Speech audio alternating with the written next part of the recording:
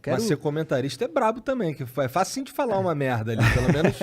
Eu fico vendo que assim, o caralho, maneira essa colocação que o cara fez. O Galvão, ele bota a maior pressão, né? Porque o Galvão começa a parada ali, ele fala, sei lá, o jogador tal tá mal, entendeu? E aí, o que você acha aí, que cara? O que você acha? Tu, caralho, e agora, mané? Eu acho que ele é um bananão. Não, tipo, hoje a polêmica do dia é o áudio vazado do Galvão, né? Sim. Vocês devem estar acompanhando o Sim. negócio do Neymar. E você tem que tomar muito cuidado, porque é muito legal estar dentro da Globo, como vocês que são uma referência de podcast, mas você vira um canhão, né? Tudo que você fala tem uma repercussão muito grande, pro bem e pro mal. Então você tem que pensar muito antes de emitir uma opinião e uma coisa que eu sempre procuro trazer pro meu comentário é não esquecer que eu fui um deles, que eu fui jogador. Eu sei o quanto dói uma crítica, eu sei quanto machuca a tua família, porque a gente cria uma casca, você está acostumado. Eu comecei com 5 anos de idade, então quando você chega no profissional, você passou por tanta coisa que a crítica, por mais maldosa que seja, ela não te ataca.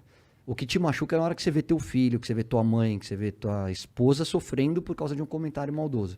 Eu não faço isso. A minha crítica sempre é muito respeitosa. Eu tenho que fazer, porque eu sou comentarista, sou pago para isso. Agora, eu não preciso falar que o Igor é uma porcaria e que não merece vestir a camisa do Flamengo. Eu posso dizer que hoje ele não está num dia bom e que talvez fosse importante uma substituição para mudar um pouquinho o jeitão de jogar. É a forma que eu procuro tratar, não esquecendo que antes do jogador tem um ser humano e ele tem família e eles ficam chateados, sim. E hoje em dia, tipo, a internet trouxe muitas coisas boas, mas assim, lá no passado a pressão era diferente, né? Porque hoje é todo momento, todo lugar, você não tem um segundo de paz, né? A não ser que você desligue tudo, né? E é difícil desconectar hoje em dia. Né? Os caras criticam o Neymar, né? Demais, né? E tantos jogadores, foi pra noite, tá na balada. Fala, você foi... Deixa eu só te explicar uma coisa. Eu fazia as mesmas coisas que eles fazem. A única diferença é que não existia câmera no celular. É só essa a diferença. A gente aprontava, a gente dormia tarde, a gente pegava a mulher, a gente às vezes discutia com o torcedor. É tudo igual. Não mudou. O que mudou é que hoje você tem mais acesso à informação, você tem acesso às imagens, e hoje aconteceu aqui em São Paulo ou lá no Catar, em um clique você tem acesso a tudo que está acontecendo. Essa é a única diferença. E aí existe uma mudança de comportamento que eu acho que os jogadores têm que ter noção da imagem que eles têm e do alcance que ela gera e tomar um pouquinho mais de cuidado. Mas esse cuidado tu acha que passa por se privar mais ainda? Tipo, eu fico bolado com esse lance de nego pegar muito no pé do Neymar, porque o Neymar é a estrela que é e tal. Mas, pô, é meio desumano até, porque, porra, ele não faz nada da vida dele, ele é obrigado a ser uma máquina de jogar futebol. Então, assim, pra ele tomar mais cuidado, acho que só se privando mais ainda da vida pessoal. Então tem uma linha aí difícil pra caramba. Difícil. De o que eu vou fazer aqui e correr o risco de me expor, ou não vou fazer nada e vou ser só uma máquina. Os caras enlouquecem também. Enlouquece. Só de trabalhar sem parar, tem que fazer alguma coisa. Você já conheceu algum jogador que fosse essa máquina, tipo assim, ele só joga bola e o foco dele total nisso e mais nada? Tem. Talvez o Cristiano Ronaldo hoje seja o grande exemplo disso. O Messi também. E aí eu acho que a comparação ela é um pouco maldosa. O Neymar é muito... O Neymar, o Messi, o Cristiano Ronaldo, o Mbappé, para mim, e talvez eu colocasse o De Bruyne aí nesse quinteto, são os maiores jogadores do mundo na atualidade. Acho até que o Cristiano Ronaldo e o Messi já num outro momento de carreira, e acho que hoje, tecnicamente, na parte técnica, o Neymar é o mais completo deles. Só que o Neymar tem essa rejeição por conta da imagem dele. Olha o que o Cristiano Ronaldo e o Messi fazem e o que o Neymar faz. Cara, os dois são casados, com um filho constituído, e o Neymar é solteiro. Você solteiro tem um comportamento diferente da vida de casado. O Neymar faz algumas bobagens? Faz. Se expõe? Se expõe. Cara, mas é isso. Você não... Talvez, cada um... Você tem que encontrar o equilíbrio. Da mesma maneira que eu falei, cara, eu encontrei o equilíbrio na minha vida em relação ao meu trabalho e ao crescimento dos meus filhos. O Cristiano Ronaldo e o Messi, talvez eles tenham... Hoje eles se privem de muito desse lado social. Por quê? Porque eles já estão no final da carreira, já estão num outro momento. O Neymar, eu vou te falar, eu conheço um Neymar que muita gente não conhece, tá? O Neymar pai, que trouxe a família para morar, da ex-esposa para morar em Paris para ficar perto do filho, que tem uma fundação que gera emprego, que gera oportunidade e que durante a pandemia não demitiu nenhum funcionário e todos eles tem as questões dos patrocínios, mas que paga do bolso dele. Então, assim, tem muita coisa legal que o Neymar faz. Pô, quando ele fizer bobagem, critica, mas também mostra o lado legal. A gente só critica. A gente chega numa Copa do Mundo e essa é a minha maior reclamação em relação à imprensa. Cara, cada um vai olhar pro seu umbigo e defender o teu país. A gente não. A gente aponta o dedo e mata o Neymar.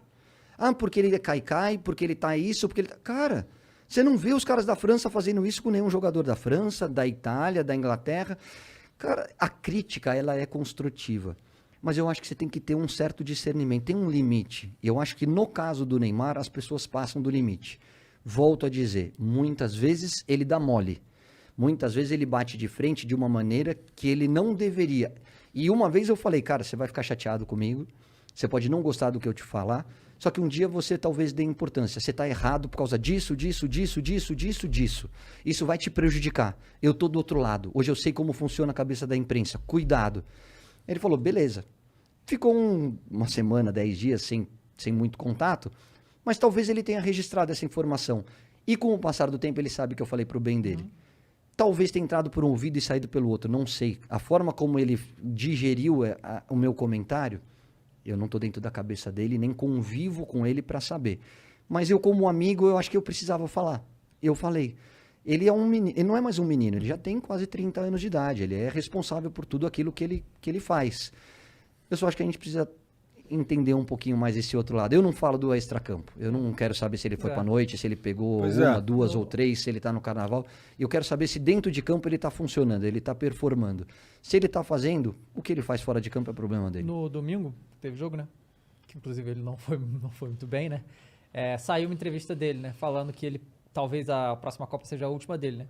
E aí todo mundo, meu Deus, mas por quê, sabe? Tipo, é bem óbvio, porque se você olhar como que se lida as coisas, né? É muita pressão, né, cara? Tipo, ele ganha lá os milhões e tudo e tal, mas ele continua sendo um ser humano, cara. Ele não é uma máquina, é muita pressão. É a coisa assim que... E ele não tem só a pressão de ser esse jogador gigante, mas ele ser, tipo, a única esperança que o Brasil pode ter na Copa do Mundo. É só ele, sabe? Ele tem que carregar tudo, né? Então não é uma coisa fácil de lidar. Eu concordo também que, tipo... Vai cometer erros, acontece, mas eu acho que é muito acima do normal como a figura Neymar é perseguida, né? Não me surpreendeu, porque a gente já sabia que ele estava cansado, tá? Mentalmente cansado.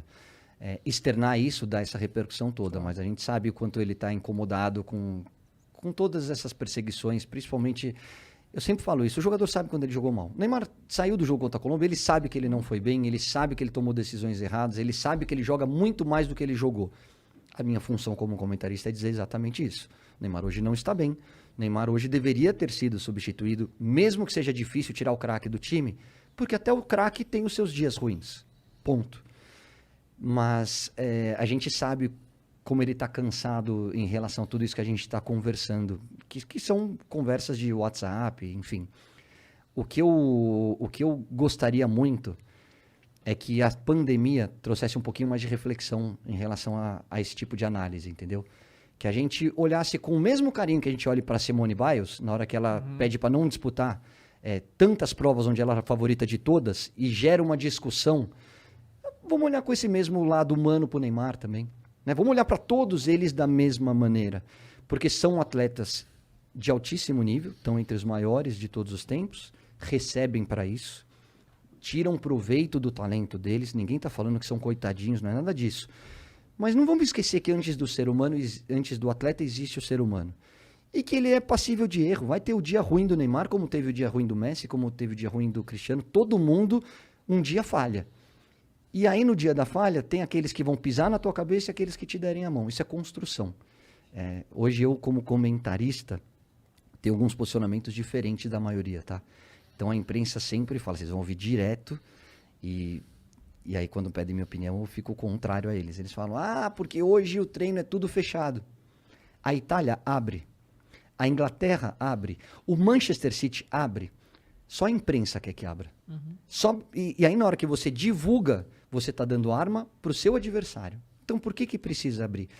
Porque as relações são muito diferentes. São mesmo. A minha relação, na minha época, a minha relação com a imprensa, era muito mais aberta, a gente tinha muito mais proximidade com os jornalistas. Mas é uma construção. Por que, que o jogador é emitido? Você já se perguntou por que, que ele não quer falar com você? Cara, eu converso com os jogadores. Quando eu preciso ligar para algum deles, eles me recebem com o maior prazer do mundo. Isso é construção. Porque talvez eles me recebam porque eles sabem que quando eles vão mal, eu falo que eles vão mal. Mas eu não piso na cabeça deles. Então, hoje, talvez aqueles que se queixam são os primeiros a dar porrada nos caras. E aí depois você quer uma exclusiva. Pô, na hora que você teve a oportunidade, você pisou na cabeça dele. Agora você quer uma exclusiva? É ação e reação. Você planta, você colhe. Se você não foi legal, por que, que o cara tem que ser legal com você? Ah, porque... bate, você tem que dar a outra face. Tem que dar o pelo amor de caramba, Deus. meu. Se você bateu, você vai apanhar. É simples assim. Esse lance que você tá falando aí é importante pra cacete, porque quando a gente conversou com o Dani Alves aqui, teve uma galera que ficou chateada. Porra, tu ficou tentando falar com ele há um tempão. Porra, mas você só chama o cara pra esculachar o cara, pô. Ou você esculacha o cara pelas costas o tempo inteiro, e na mídia, e não sei o quê, não sei o quê. O cara vai querer falar contigo? Eu não vou querer falar com um cara que fica me esculachando o dia inteiro, a vida inteira. Então, você tá falando aí, total, faz sentido demais.